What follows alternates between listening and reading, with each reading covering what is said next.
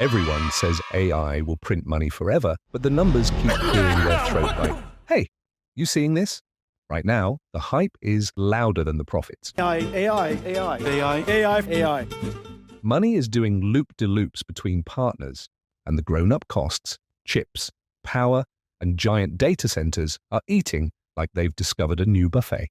Think of it like this. Companies are throwing hundreds of billions at this thing, buying insanely expensive chips, building football stadiums full of servers, and sucking up enough electricity to power small countries. It's like they've booked a private jet before they even know how to drive. And the scale is enormous. Roughly $400 billion of AI infrastructure spending this year. US AI capex projected to exceed $500 billion in 2026 to 27, while US consumers spend only about $12 billion a year on AI services. The leaders are whispering, whoa, and the bill for all that, it's real, it's here, it's hitting the table now, while the thing that's supposed to pay for it is still practicing in the mirror. Come on, champ, pull yourself together. For God's sakes, look at you. Even the guys at the front of the parade are looking back nervously.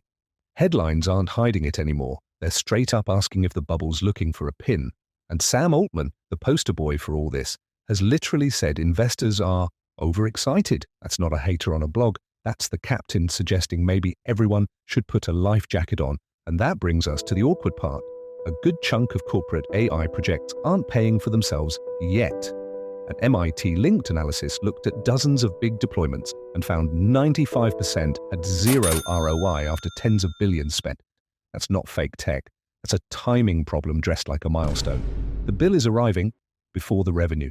So here's how not to lose your mind while everyone else is cheering. Money in, chips bought, power available, people hired, not stock charts that jump because someone said AI 3 times into a microphone. AI, generative AI. Then watch for the classic bubble tells. Tell 1, the Clout Swap. This is when 2 big names do a fancy announcement tango. We're investing in them. We're buying $1 bajillion of their stuff.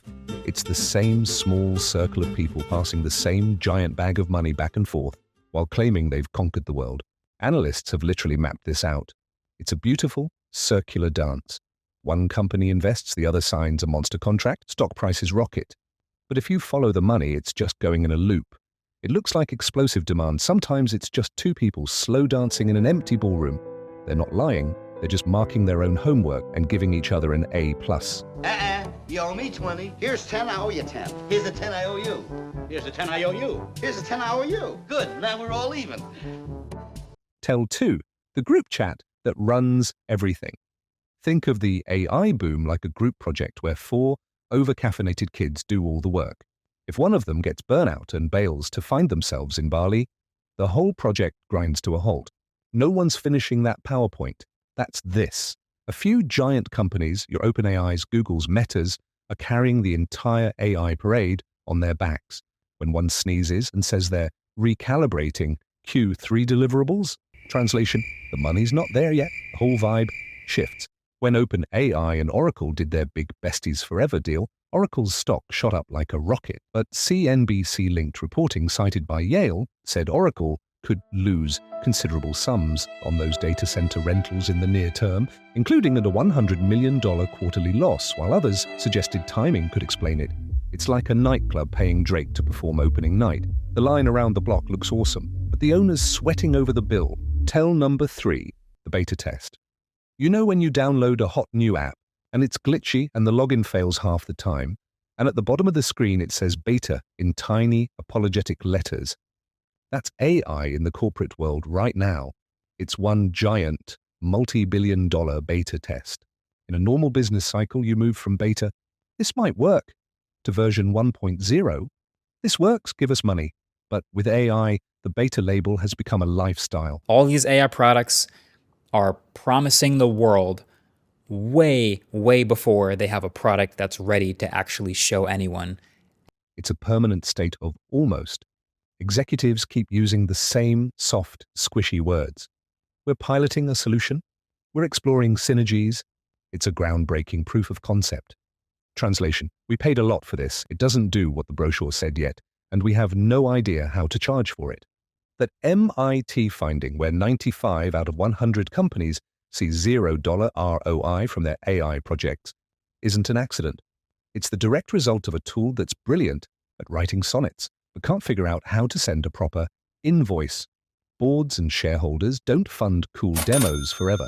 They fund profit centers. It's the corporate equivalent of your friend who's been working on a screenplay for 7 years. The dream isn't dead, but you've stopped asking when's the premiere. The scary part isn't that the tech is in beta. The scary part is that the business models and profit plans are still in an even earlier alpha stage. They haven't even reached beta.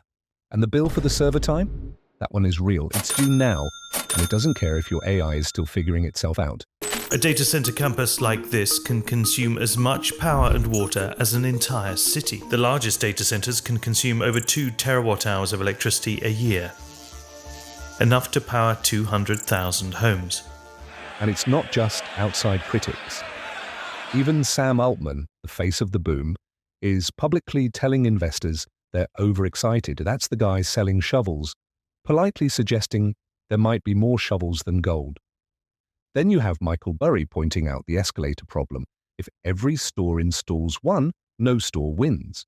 So when every company buys the same game-changing AI, the only winner is the one selling it. Your profits don't magically grow because you whispered a buzzword in a boardroom. Burry's also hinting at the GPU party ending. Tech's whole thing is finding cheaper, simpler ways. When good enough chips show up for half the price, the trillion-dollar rush won't stop.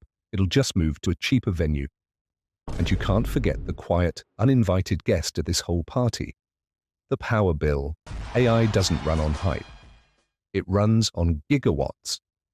We're already seeing towns say, not in my backyard, to data centers the size of airports. People who say having data centers next door is affecting their health.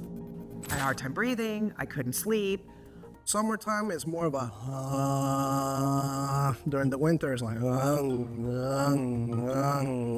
almost like an engine. And electricity prices are starting to look like a meme. This isn't a future problem, it's the bouncer at the door right now.